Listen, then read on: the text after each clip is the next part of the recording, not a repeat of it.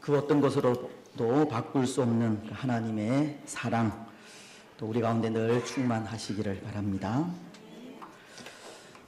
저는 이사야서에 나오는 몇 구절의 말씀을 참 좋아합니다. 그 말씀은 장차 임하게 될 하나님의 나라에 대해 묘사한 말씀인데요. 이사야서 11장 6절로 9절은 이렇게 말씀을 하십니다.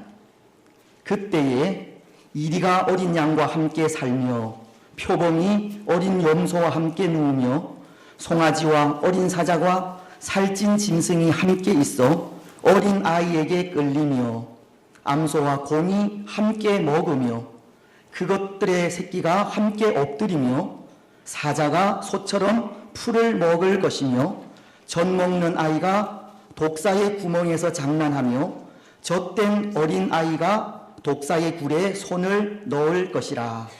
내 거룩한 산 모든 곳에서 해됨도 없고 상함도 없을 것이니 이는 물이 바다를 덮음같이 여호와를 아는 지식이 세상에 충만할 것임이니라.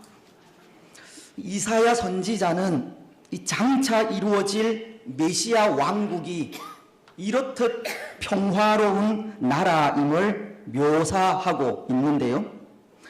근데 말씀을 자세히 보면 이런 평화로움이 그곳에 위험이 없어서 찾아오는 것이 아니라는 것을 생각하게 됩니다. 그곳에 사나운 짐승이 없어서 만들어지는 것이 아니라는 겁니다.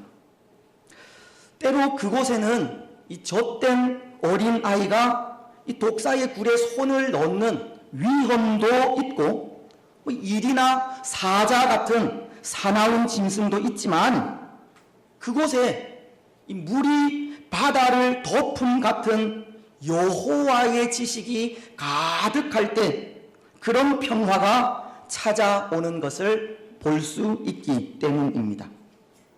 평화로운 하나님의 나라는 하나님에 대한 온전한 고백과 바른 관계를 통해서 만들어진다는 겁니다. 우리가 잘 부르는 찬송가 438장도 이렇게 찬송을 하고 있는데요. 1절 가사입니다. 내 영혼이 은총 입어 중한 죄짐 벗고 보니 슬픔 많은 이 세상도 천국으로 화하도다. 할렐루야 찬양하세. 내 모든 죄 사함받고 주 예수와 동행하니 그 어디나 하늘나라. 특히 후렴 가사는 주 예수와 동행하니 그 어디나 하늘나라라고, 하늘나라는 예수님과 동행하면 그곳이 어디든 이루어진다는 겁니다.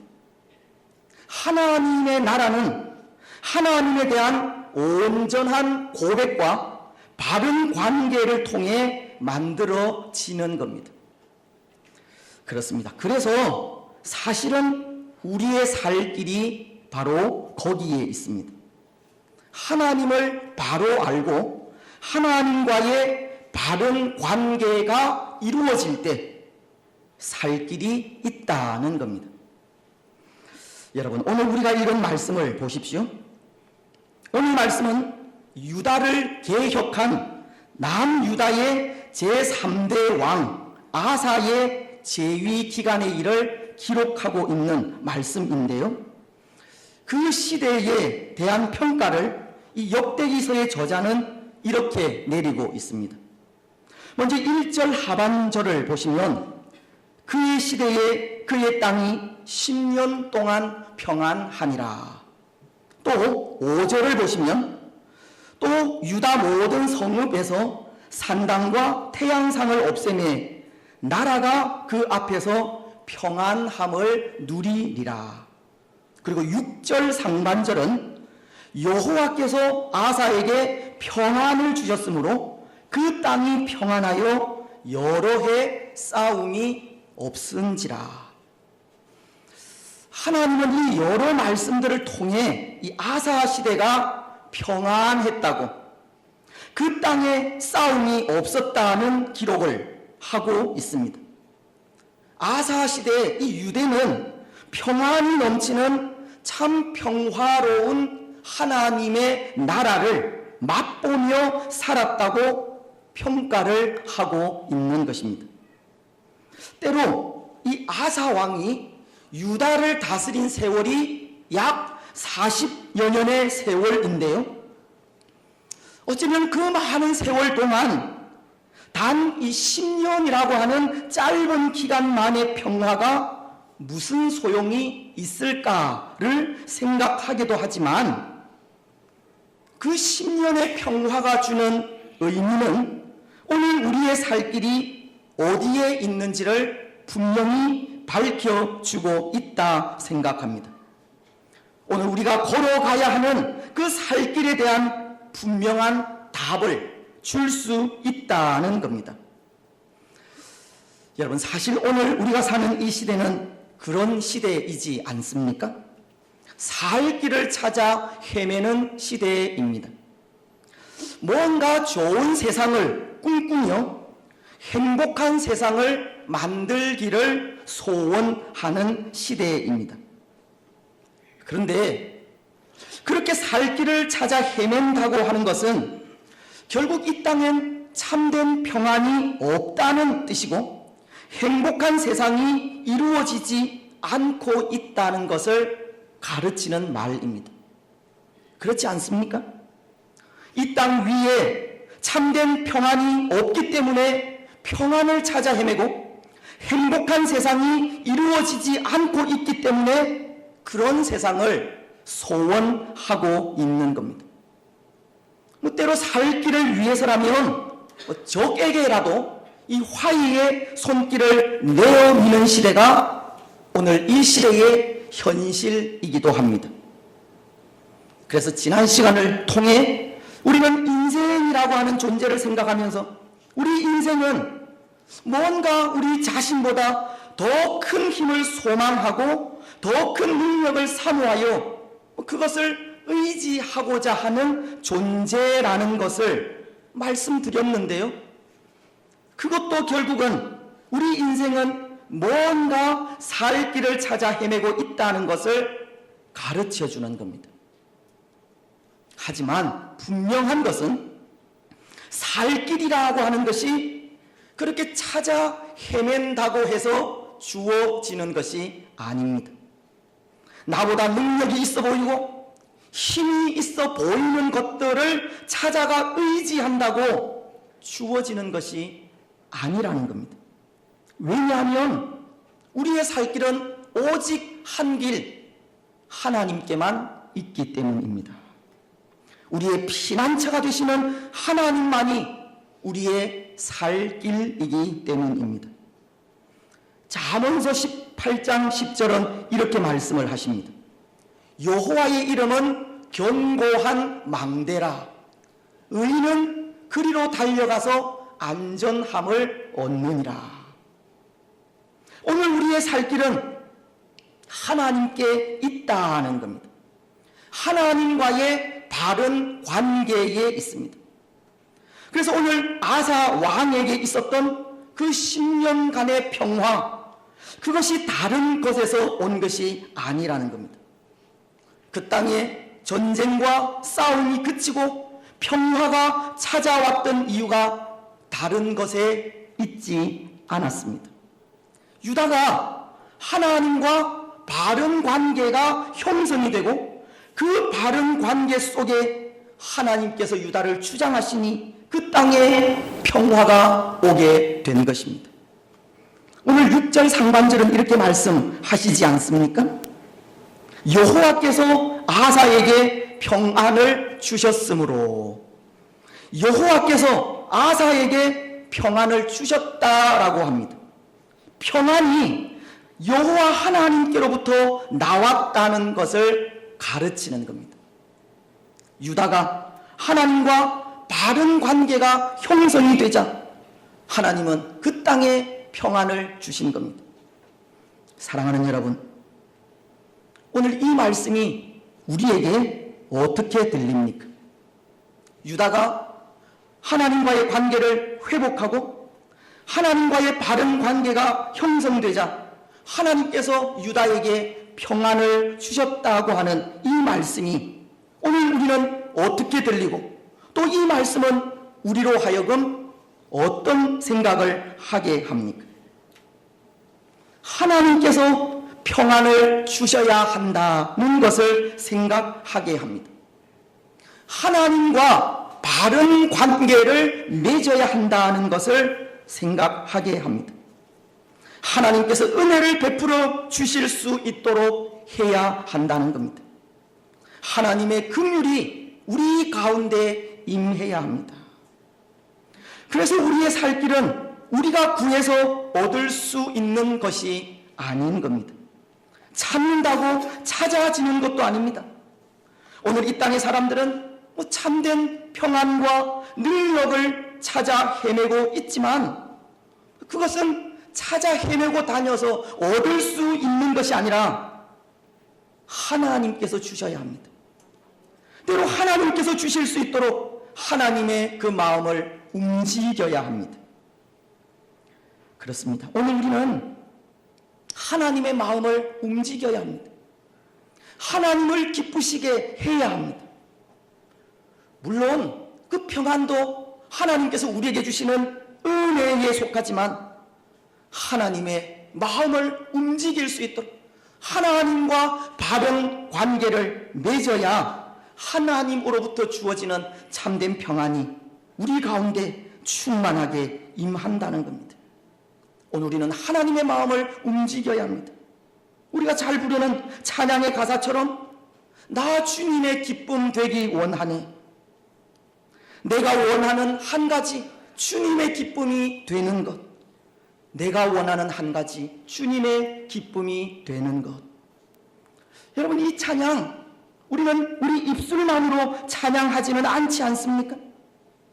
찬양의 가사 그대로 하나님의 기쁨이 되기를 소원하는 마음으로 찬양도 하고 아마 또 그렇게 우리는 살아가고 있으리라 생각합니다.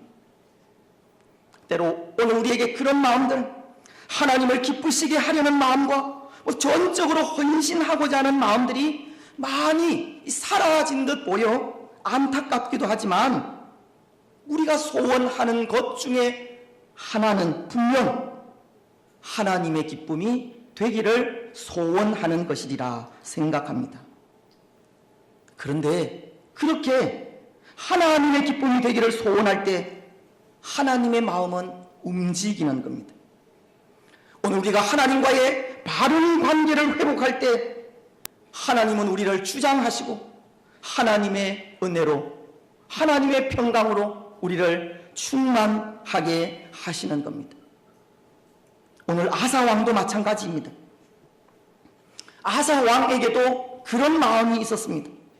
하나님을 기쁘시게 하려는 마음입니다. 하나님의 마음을 움직이고자 하는 마음입니다.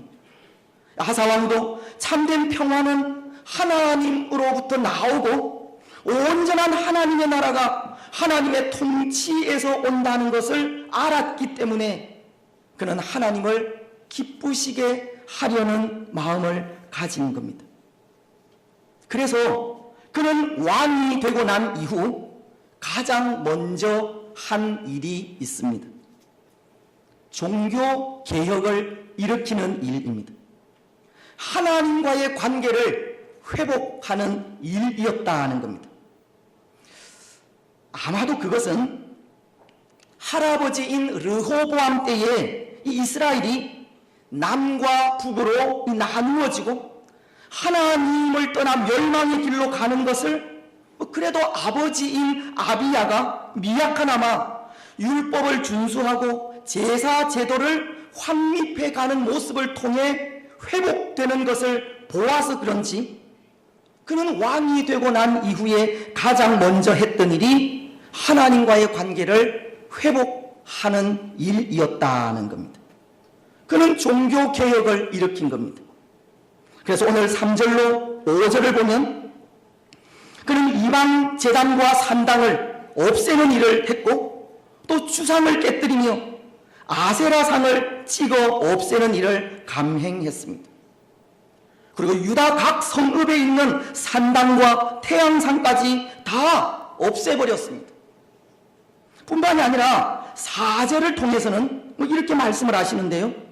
유다 사람에게 명하여 그 조상들의 하나님 여호와를 찾게 하며 그의 율법과 명령을 행하게 하고, 이 아사 왕은 그의 백성들로 하여금 여호와 하나님을 찾게 했습니다. 하나님의 말씀을 지켜 행하게 한 것입니다. 그는 종교개혁을 일으켰다는 겁니다. 그런데 여러분, 그런 경우도 있지 않겠습니까? 혹 거짓된 모습으로 이 종교개혁을 일으킬 수도 있었다는 겁니다. 당시에는 이 솔로몬 이후 여호와 하나님에 대한 신앙이 많이 흐트러져 있던 그런 시대였기 때문에 그 흐트러진 신앙을 바로 세우기를 원하는 이 요구들이 많이 있었으리라 생각을 합니다. 그래서 이 아사 왕도 그런 요구에 요즘으로 치면 백성들에게 인기를 얻기 위해 종교 개혁을 했을 수도 있다는 겁니다. 백성들의 소리에 거짓된 종교 개혁을 일으킬 수도 있었다는 겁니다. 그렇지 않겠습니까? 하지만 그의 개혁은 단순히 백성들의 요구만이 아니라 하나님의 음성을 듣고 단행한 일이었습니다. 종교 개혁이 백성들의 인기를 위해서가 아니라 하나님을 향한 바른 중심에서 나왔다는 겁니다. 오늘 2절은 이렇게 말씀하시기 때문입니다. 아사가 그의 하나님 여호와 보시기에 선과 정의를 행하여. 그런데 여러분, 여기 이 아사가 그의 하나님 여호와 보시기에 선과 정의를 행하였다라고 하는 이 말에 우리는 주의를 기울여야 합니다. 왜냐하면 여기에는 하나님의 두 이름이 나오기 때문인데요. 여호와라고 하는 이름과 하나님이라고 하는 이름입니다. 그런데 이 이름에 주의를 기울여야 한다는 것은 먼저 여호와라고 하는 이름은 이 선과 정의에 있어서 절대 기준이 되시는 하나님을 가르치는 이름이고, 또 하나님이라고 하는 이름은 강하고 능력이 많으며 참신이신 하나님을 가르치는 이름인데, 바로 그 하나님께서 아사 왕의 선과 정의를 인정해 주셨다는 것을 말하는 것이기 때문입니다. 선과 정의에 있어서 절대 기준이 되시고 참신이신 하나님께서 아사 왕이 행한 그 선과 정의를 인정하셨다는 겁니다. 다시 말씀드리면 이 말씀은 하나님을 기쁘시게 하려고 하는 아사 왕의 마음이 진정이었다는 것을 가르치는 말씀입니다. 하나님과의 관계를 회복하려고 했던 그의 마음이 진실이었다는 겁니다. 그가 일으킨 종교개혁은 그의 선한 마음과 하나님을 향한 열심에서 나온 거였습니다. 그 땅 유대에 참된 하나님의 나라가 세워지기를 소원하는 마음에서 나온 겁니다. 그래서 하나님은 아사 왕의 그 마음을 보시고 오늘 6절을 통해 여호와께서 아사에게 평안을 주셨으므로 아사 왕을 인정하시고 그에게 은혜를 주신 겁니다. 하나님은 아사 왕의 그 중심을 받으시고 그 땅에 평안을 주셨다는 겁니다. 사랑하는 여러분, 오늘 하나님을 향한 우리의 마음도 아사 왕의 마음과 같기를 바랍니다. 오늘 우리는 하나님과 바른 관계를 가져야 합니다. 하나님을 향한 바른 중심이 있어야 합니다. 하나님을 대하는 우리의 마음에 거짓이 없어야 하고 하나님의 이름으로 행하는 우리의 삶이 항상 정직해야 합니다. 사람들의 소리보다는 하나님의 음성에 더 귀를 기울여야 하고, 사람들이 평가하는 평가보다 하나님의 평가에 우리의 마음을 더 두어야 합니다. 하나님은 우리 사람의 중심을 보시는 분위기에 이 중심을 보시는 하나님 앞에 항상 두려운 마음으로 서야 합니다. 참 안타까운 것은, 물론 저도 예외일 수는 없지만 오늘 우리의 모습이 너무 외식적이고 형식적이라는 겁니다. 사람들에게 보이기에만 급급합니다. 더군다나 그런 우리의 모습을 하나님은 다 알고 계시는데 그것을 아는지 모르는지 보이기에만 급급할 때가 참으로 많습니다. 오늘 우리의 모습이 진실하지가 않다는 겁니다. 우리에게 은혜를 주시는 분은 하나님이신데 은혜를 주시는 하나님은 관심이 없다는 이야기입니다. 그리고는 우리가 하는 불평이 있습니다. 하나님은 왜 우리를 도와주시지 않느냐는 겁니다. 하나님은 왜 우리와 함께 하지 않느냐는 겁니다. 복음에는 관심이 없고 은혜를 주시는 하나님과는 아무런 상관없이 살아온 우리 자신은 생각하지 않고 왜 하나님은 우리를 도우시지 않느냐고 불평하는 겁니다. 여러분, 하나님께서 도와주시겠습니까? 보이기에만 급급한 우리의 마음을 기뻐 받으시겠습니까?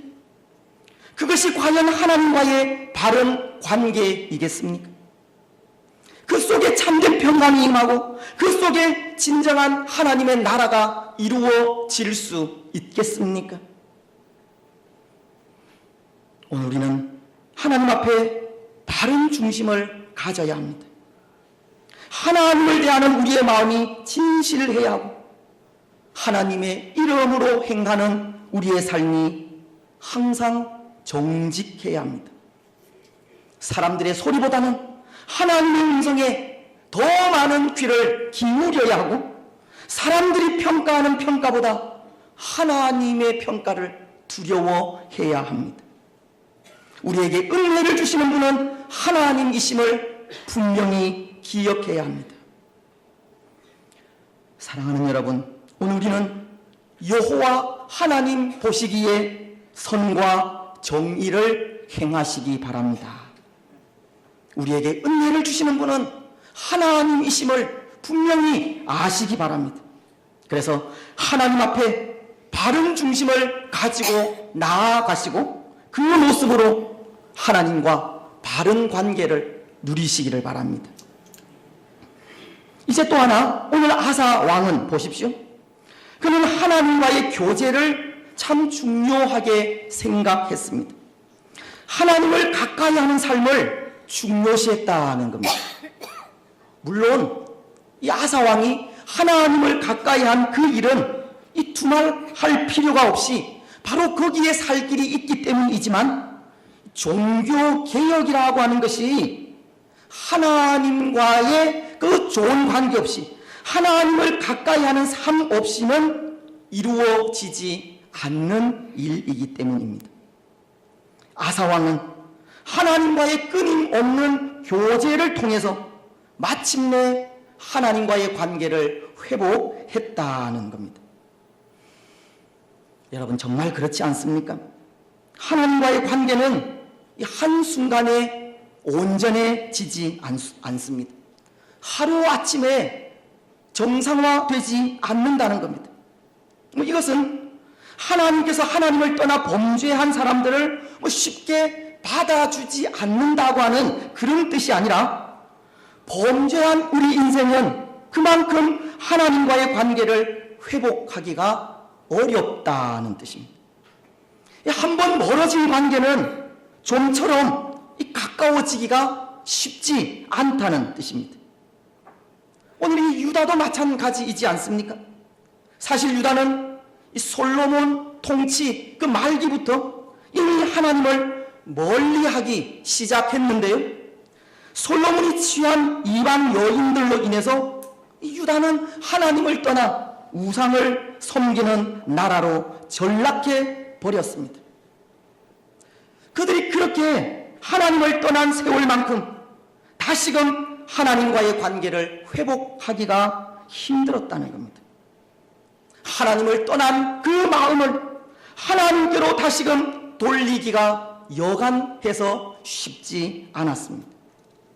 한번 멀어진 마음이 다시금 하나님의 이름을 부르며 나아오기까지 그 마음이 쉽게 열리지 않았다는 겁니다. 그래서 오늘 아사왕이 그의 백성들에게 요구한 것이 있습니다. 4절 말씀입니다. 여러분 4절 말씀을 우리 같이 한번 읽겠습니다. 4절입니다. 시작.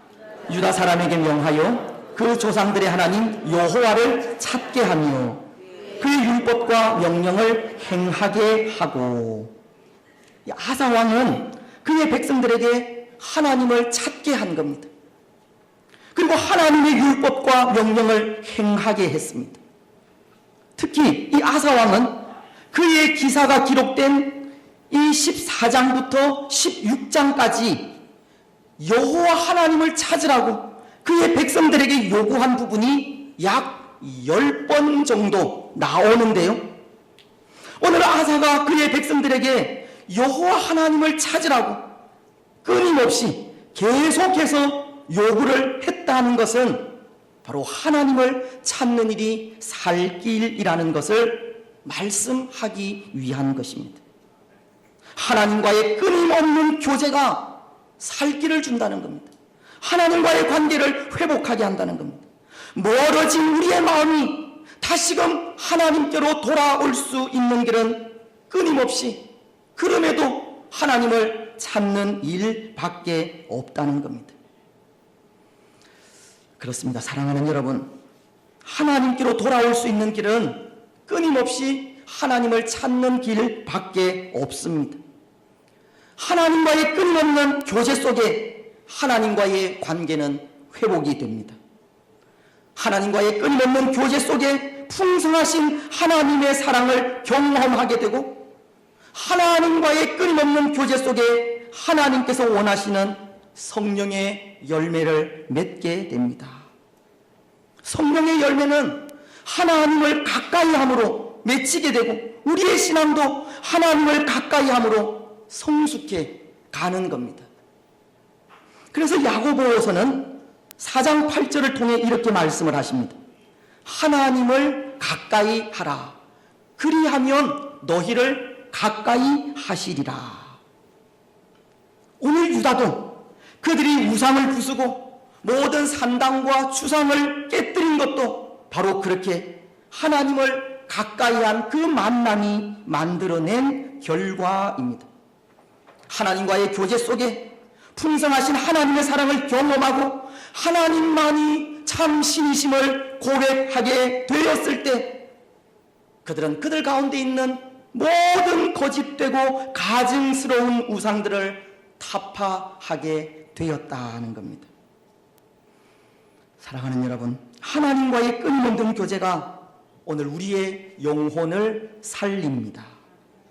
하나님과의 끊임없는 교제가 하나님과의 관계를 회복시켜 줍니다. 그래서 저는 그런 생각을 합니다. 하나님과의 교제를 통해 주어지는 하나님의 사랑을 경험하지 못한 채 신앙생활을 한다면 그것만큼 불쌍한 것은 없다라는 생각입니다. 하나님의 사랑을 경험하지 못한 채 신앙생활을 하는 것만큼 이 불쌍한 일은 없는 겁니다. 때로 이렇게 하나님 앞에 나와 앉아 있을 수는 있습니다. 하나님의 일을 열심히 할 수도 있습니다. 하지만 하나님과의 교제 없이 하나님의 사랑을 경험하지 못한 채 그저 일만 하는 것이라면 그것만큼 불쌍한 것은 없다는 겁니다. 아무리 많은 일을 한다고 해도 하나님과의 만남 없이 그 사랑을 느끼지 못한 채 그저 의무적으로 일을 한다면 그것은 다 헛된 일일 뿐입니다. 시간 낭비일 뿐입니다. 여러분, 오늘 우리는 시간 낭비하지 않았으면 좋겠습니다. 진심으로 하나님을 가까이 하고 찾으시기를 바랍니다. 하나님과의 끊임없는 교제를 나누시기를 바랍니다.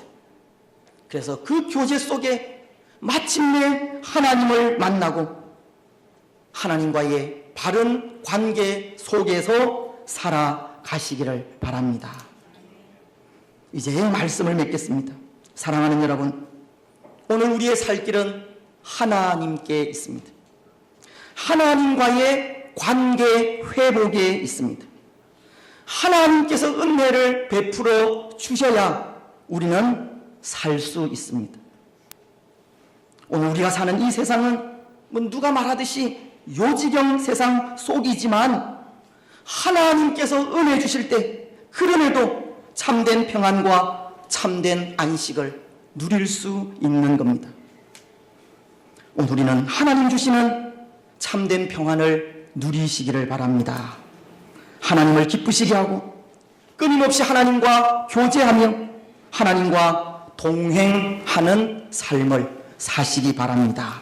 그래서 하나님과의 그 바른 관계를 통해 환난과 위기와 고통이 많은 이 세상 속에 평화로운 하나님의 나라를 풍성하게 맛보며 살아가는 복된 성도들이 되시기를 주님의 이름으로 축복합니다. 아멘. 우리 찬송하겠습니다. 438장입니다.